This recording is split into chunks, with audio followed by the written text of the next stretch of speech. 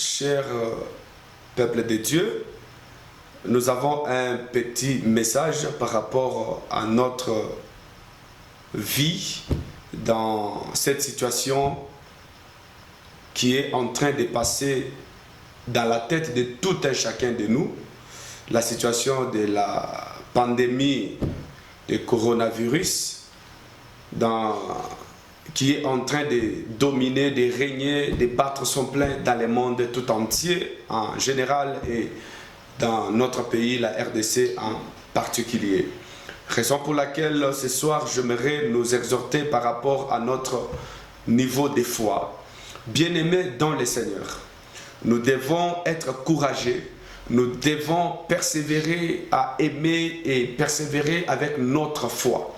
Parce que cette maladie n'est pas une maladie qui va rester de l'éternité en éternité non plus.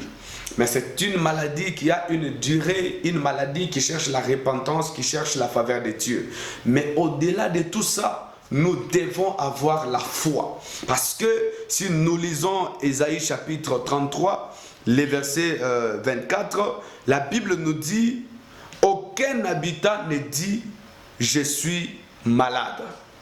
Parce que j'ai compris une chose. S'il y a la chose qui est en train d'évoluer très vite, c'est la peur d'avoir le virus corona. C'est comme ça que les gens sont en train non seulement de mourir avec le virus, mais ils sont en train de mourir de la peur d'obtenir cette maladie. Oui, les mesures préventives ont été adoptées au niveau central dans le monde entier. Mais nous ne pouvons pas abandonner la foi. Nous avons un Dieu très puissant. Nous avons un Dieu très fort en termes de miracles, parce qu'il y a des grandes maladies que Dieu a guéries dans cette Bible. Bien-aimés, je vous rassure que Dieu est capable de pouvoir guérir. Dieu est capable de pouvoir faire toutes les bonnes choses en votre faveur, cher peuple de Dieu. Mais dis-moi si vous vous retournez des mauvaises voies. Dis-moi si vous renoncez à l'ancienne vie et embrassez Jésus-Christ. La foi est une chose à part entière. La foi, je peux dire que c'est une dimension de la folie que personne ne peut jamais comprendre. Parce que lorsqu'on regarde Hébreux chapitre 11, les versets premiers, on nous dit « Or, la foi est une ferme assurance », c'est-à-dire la ferme assurance, une démonstration des choses que l'on ne va pas. Moi, j'aimerais que vous puissiez d'abord croire au miracle de Dieu.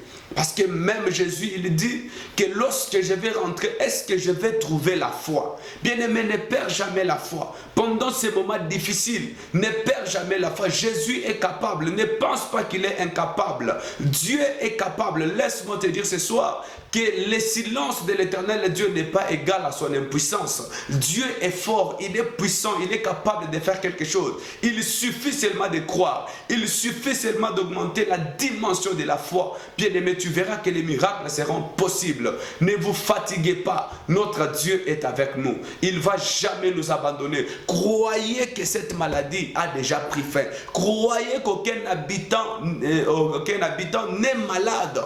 Aucun habitant n'est positif. Croyez à cela. Croyez, bien-aimés dans le Seigneur. Mais lorsque vous croyez que cette maladie est possible de m'atteindre, eh bien, elle va vous atteindre. Mais croyez que Dieu est puissant et que cette maladie ne peut jamais vous atteindre. Et d'ailleurs, pour votre information, l'homme de Dieu, le révérend pasteur Mardoché Badibanga, il a observé plusieurs jours des prières intenses.